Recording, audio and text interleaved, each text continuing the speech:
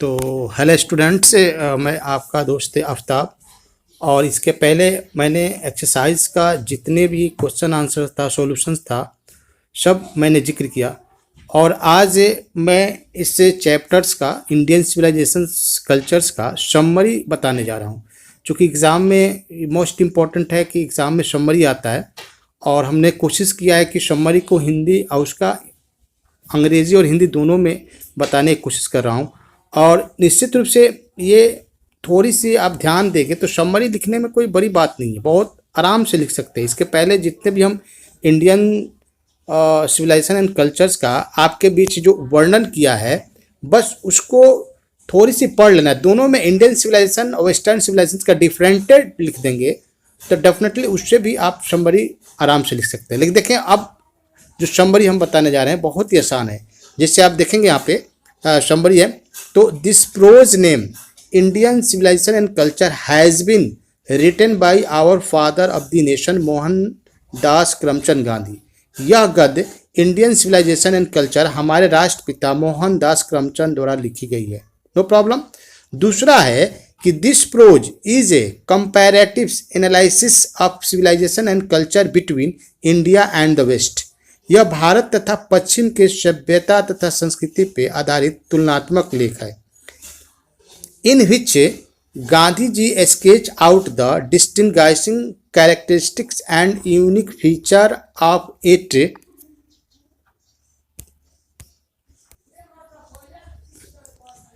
तो civilization and culture, जिसमें गांधी जी ने भारतीय सभ्यता तथा संस्कृति के विशिष्ट लक्षण तथा मूल अंतर को रेखांकित किए हैं। और नेक्स्ट जो है, this article also shows the dedication and devotion of Gandhi ji towards India. यह लेख गांधी जी का भारत के प्रति समर्पण तथा उपासना को भी जाहिर करता है। This articles is one of the best literary work by Mahatma Gandhi. यह लेख महात्मा गांधी द्वारा सर्वश्रेष्ठ साहित्यिक रचना में से एक है। In this article Gandhi ji has emphasized that the Indian civilization and culture can't be competed by any other civilization in the world। इस लेख में गांधी जी ने जोर दिया कि भारतीय सभ्यता तथा संस्कृति का मुकाबला दुनिया की दूसरी सभ्यता और संस्कृति से नहीं कर सकते हैं। यहाँ पे आते हैं, because it's foundation is based on morality and restriction of human wants. क्योंकि इसका आधार नैतिकता और आवश्यकताओं पे लगाम लगाने पे आधारित है।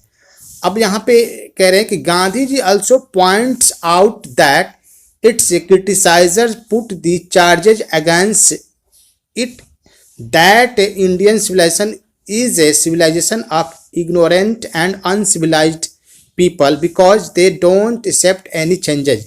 गांधी जी ने ये भी इशारा किया है कि इसके यानी भारत के आलोचक यह इल्ज़ाम लगाते हैं कि भारतीय सभ्यता जाहिल तथा असभ्य लोगों की सभ्यता है, क्योंकि यह कोई परिवर्तन को नहीं अपनाते हैं। अब आते हैं यहाँ पे कि बट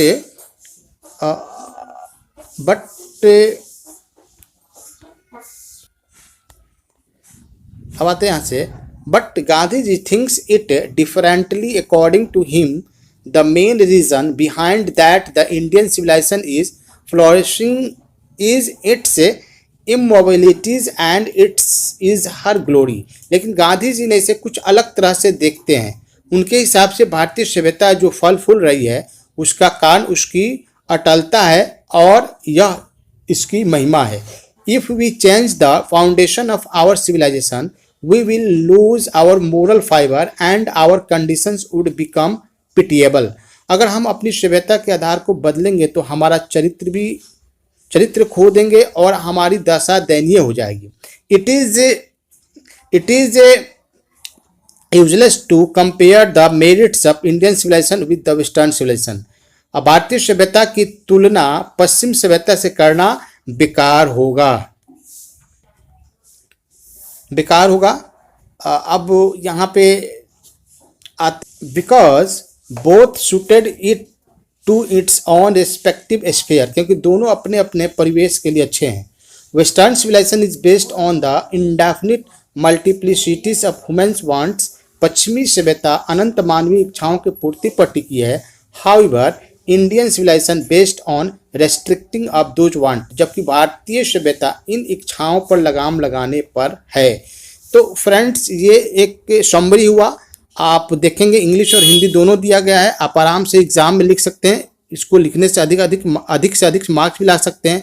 और फ्रेंड्स, इसके बाद जो अगला जो मेरा जो वीडियो होगा वो आपके लिए, जो आप जानते हैं कि अब तो एक तरह का ऑब्जेक्टिव का दौर है, इसीलिए ऑब्जेक्टिव क्वेश्चंस जो 25 ऑब्जेक्टिव क्वेश्चन हुए उसको लेकर अगले वीडियो में लाएंगे। तो आप बिल्कुल अब वो वेट कीजिए अगले वीडियो का।